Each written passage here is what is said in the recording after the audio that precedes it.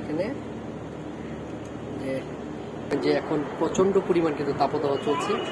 আমি এখন যেখানে আছি গাজীপুরের কোনাবাড়ি এলাকাতে, আপনাদেরকে দেখা এখানে মোটামুটি 37°C তাপমাত্রা হচ্ছে। আজকে একটা পরীক্ষা করতে যাচ্ছি যে এই 37°C কারণ ডিম কি সিদ্ধ করা যায় কিনা, তাই বাসার স্বাদে এসেছি। মোটামুটি উপকরণও নিয়ে এসেছে, একটা ডিম আছে হাতে, ডিম ভাজার যে পাত্রটা রয়েছে আজকে অন্য সময় চুলাতে ব্যবহার করি, সেটা আজকে চুলাতে ব্যবহার করবো না। দেখবো রোদ্রে কতক্ষণ লাগে 37°C তাপমাত্রা। আসুন তাহলে কীভাবে করে আপনাদেরকে দেখাচ্ছি বিষয়টা। যে এই যে রাখলাম এখানে ধর,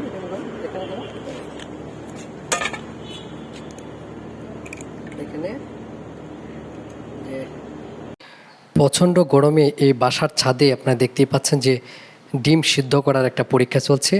মূলত নিজের কৌতূহল থেকে এই চেষ্টাটা করা, কারণ যেহেতু এখন প্রচণ্ড পরিমাণ রোদ। আপনারা হয়তো জেনে থাকবেন বাংলাদেশের সবথেকে বেশি তাপমাত্রা হচ্ছে চুয়াডাঙ্গা এলাকায়, প্রায় 40-42 এরকম আপ ডাউন করছে। এবং আমি যেখানে আছি সেটা হচ্ছে গাজীপুরের কোনাবাড়ি এলাকায়, সেখানে এখন বর্তমানে 37°C তাপমাত্রা চলছে।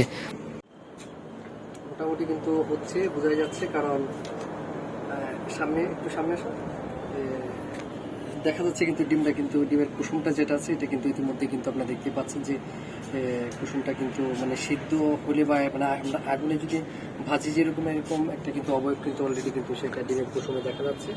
তো আশা করি হয়তো বা বেশিক্ষণ লাগবে না, কারণ যেহেতু এখন এখানে 37°C তাপমাত্রা চলছে, তো খুব অল্প সময়ের মধ্যে হয়তো বা ডিমটা সিদ্ধ হবে আশা করি। দেখা যাক, আজকে জাস্ট একটা পরীক্ষা যে কতক্ষণ সময় লাগে এই ডিমটা সিদ্ধ হতে। একটু ঘুরিয়ে দেখাবো।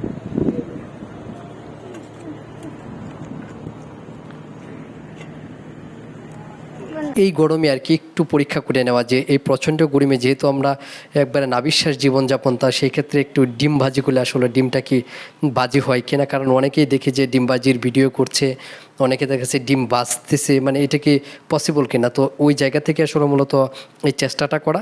তো আপনারা আশা করি সাথে থাকবেন, দেখেন কী অবস্থা। মোটামুটি আমি এই পরীক্ষাটা করতে গিয়ে আমার ছাদে প্রায় আধা ঘন্টার উপরে এখানে অবস্থান করতে হয়েছে এবং প্রচণ্ড পরিমাণে রোদে কষ্ট করতে হয়েছে। আপনি দেখতে পাচ্ছেন যে ছাদে কী পরিমাণ রোদ রয়েছে এবং যে জায়গাটাতে বসে আছি সে ফ্লোরটাও কিন্তু অনেক রোদে কিন্তু অনেক গরম হয়ে রয়েছে। মানে এক কথায় বলা যেতে পারে যে ডিম ভাজতে গিয়ে নিজে এক ধরনের বেজে যাওয়ার মতো এরকম একটা অবস্থা। এই ডিমটা কিন্তু আপনারা দেখতে পাচ্ছেন ইতিমধ্যে কিন্তু ডিমটা যে ভাজে সেই পাত্রে কিন্তু রেখে দিয়েছি ডিমটা ভেঙে, এবং অপেক্ষা করছি যে আসলে ডিমটা সিদ্ধ হয় কিনা বা ভাজা হয় কিনা, একটু অপেক্ষা করছে। কিন্তু একটু একটু করে দেখা যাচ্ছে যে মনে হচ্ছে যে ডিমটা একটু ভাজা হচ্ছে, কিন্তু যেহেতু রৌদ্রের তাপমাত্রা রয়েছে এটা সময় লাগবে, আমার কেন জানি মনে হচ্ছে সময় লাগবে। কিন্তু তারপরে আপনাদেরকে কাছ থেকে দেখায় যে ডিমটা এখন কোন অবস্থাতে আছে। আপনি দেখতে পাচ্ছেন যে এখন কিন্তু ডিমের যে কুসুমটা রয়েছে সেটা কিন্তু মোটামুটি বলা যেতে পারে যে একটু শক্ত হয়ে যাচ্ছে। কিন্তু আমি আধা ঘন্টা ছাদে থেকেও কিন্তু ডিম ভাজতে কিন্তু সক্ষম হই নাই, কারণ রোদ্রের তাপমাত্রা যতই থাকুক ডিম ভাজার জন্য যতটুকু তাপমাত্রার দরকার বা যতটুকু আগুনের দরকার সেটা কিন্তু এই রোদ্র থেকে পাই নাই। তো মোটামুটি আধা ঘন্টা থাকার পরেও ডিমটা কিন্তু বাঁচতে পারি নাই। তারপরে এই গরম থেকে বাঁচার জন্য মোটামুটি বাসায় চলে আসলাম। তো এই ডিম ভাজার পরীক্ষাটা মূলত এখানেই শেষ করলাম আর কি।